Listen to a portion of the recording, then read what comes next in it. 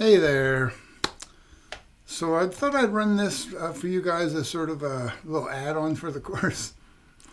For those who might have the appetite for that, I wanted to talk a little bit about yesterday's primary elections here in Nevada, and then talk maybe a little bit about what's coming up in November, the general election. So primaries are when, there's a process to decide who's going to run in November in the general election. Typically, these are battles within the two political parties. Sometimes these are nonpartisan offices, and they're trying to whittle down the number of candidates to two. So what do I want to say about these results that have come in this morning? It is Wednesday morning.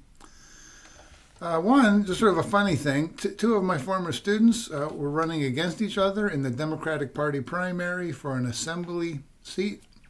The incumbent, Howard Watts, progressive, and Miguel Davila, union-backed. I would say also progressive. So very unusual for someone to challenge an incumbent within a political party. But there's been some discontent with Howard Watts' work in the legislature by some.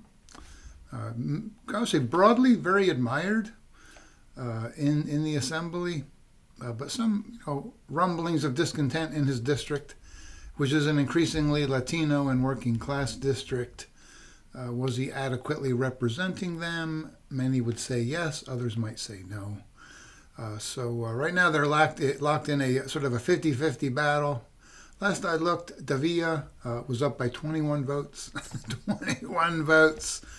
I did go to one of Miguel's fundraisers, and I did donate some money. But I'd be happy with either one. They're both super fantastic people. Really, really good candidates for that office. So that's kind of a little side note. Another former student, pat myself on the back here a little, Sandra Haragi, won the Democratic nomination for lieutenant governor. She was Assembly Majority Leader for a couple of terms. She was at the October 7 shooting at the Harvest Festival. So that sort of became her political identity in many ways, a fierce advocate for gun control. Which, in Nevada, right, many will support that and many will oppose it. I get it. It's a contested issue, as most issues are. But she's done well with that.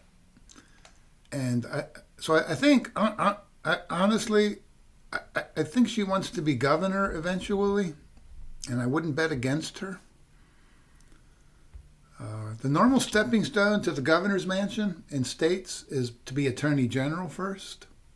They say the term AG, attorney general, stands for almost governor. It's a classic sort of a step that one takes if one aspires to the governor's mansion.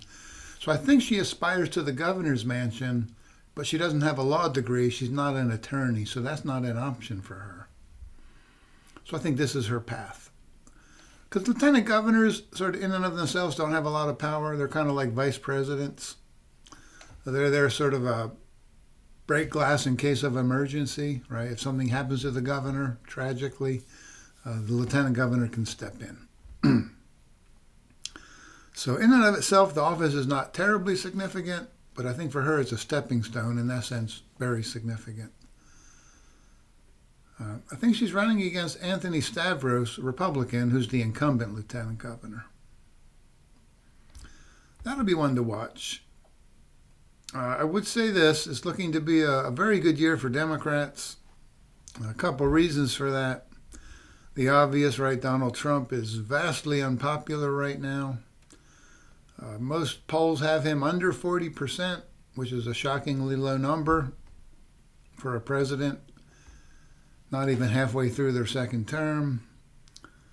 That rubs off on the rest of the party. It just does. It always has. I think it always will. So Republicans know that they have a tough cycle in November. They're going to absorb some pretty hard losses all across the country, in Nevada. They'll have some successes, of course. I'm not saying they're going to get blown out, but they're going to be beaten, and they're probably going to be beaten pretty badly. It is what it is. If Kamala Harris had won the White House in 2024, Democrats will be looking at a harsh cycle. That's the way it goes. That's the price, in some ways, of winning the presidency. There's going to be a backlash 2 years later, absent remarkable circumstances. So Trump's deep unpopularity. The war in Iran, deeply unpopular, related to Trump's unpopularity. And now inflation is heating up. We just got the numbers today. In the most recent month, the annual rate was 4.2%. That's really high. The Fed Reserve's goal is 2% inflation. It's been hovering around 3%, and now it's 4.2%. That's a big number. That's very concerning because inflation can get out of control with remarkable speed, and it really can damage an economy. So that's going to hurt Republicans as well. Rightly or wrongly, we hold the president responsible for the inflation rate. In this case, it's probably quite justified, right? Trump has taken extraordinary actions.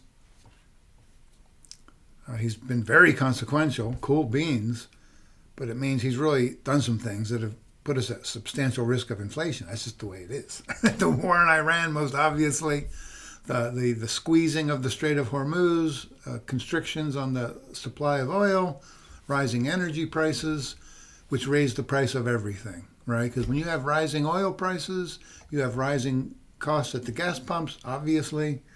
But remember, petroleum products are also used for fertilizer, for crops, so food prices go up. How do we transport food? Using petroleum products. So it has a trickle-down effect that is raising prices across the economy. How do we move goods in general to the consumer? Petroleum products, right? So that inflation rate is tied quite directly to rising energy prices, which is tied to the war in Iran, which was, Trump's decision to undertake that war. And many are skeptical of that, I think rightly so. And that's going to be another anchor on Republicans running for office in November. So I think Haraghi, long story short, Haraghi's going to probably win that race and probably win it quite easily. We'll see.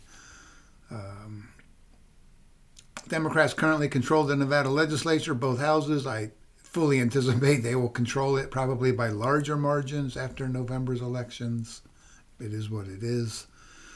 The governor's race, something to watch there. Aaron Ford got the Democratic nomination yesterday. Joe Lombardo, Republican incumbent. Aaron Ford had been Attorney General, almost governor.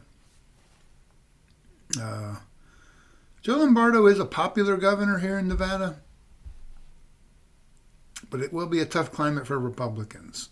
So I think some prediction services favor Aaron Ford winning that race. I'm a little skeptical of that, given Lombardo's popularity. I'm going to call that 50-50 coin toss. In a normal cycle, Lombardo would have won probably by a good margin. It's not going to be a normal cycle. I still think Lombardo ekes through. I don't think Aaron Ford is a fantastic candidate, but we'll see. We'll see. Yeah. What else? And then, I guess, looking down the road to November, for Nevada, I think what I've said is the likely outcome. I don't know the details, obviously. I can't really predict the future with much accuracy. I can only speak to it broadly. So broadly, I would say that. Democrats maintain control of both houses of the legislature here in Nevada. They win the lieutenant governorship.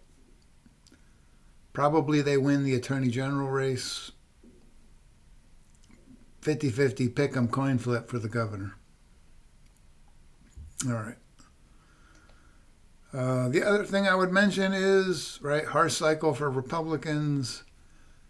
It looks like Republicans will probably lose control of the House of Reps coming up in November.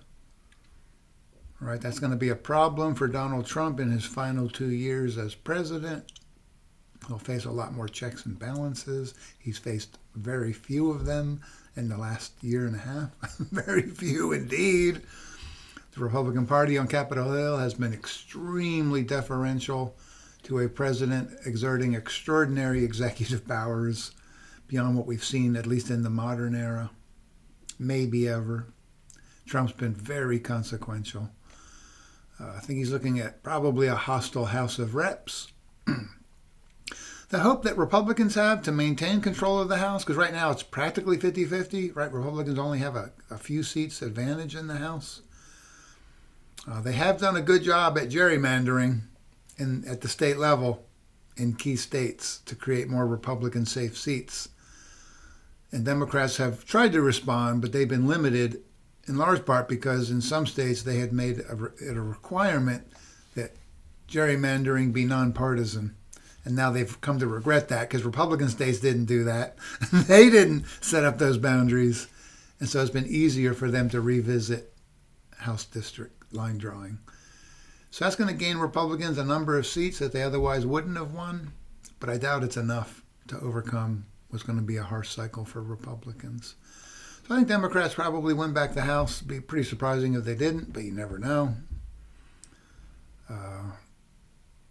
That'll be a thorn in President Trump's side.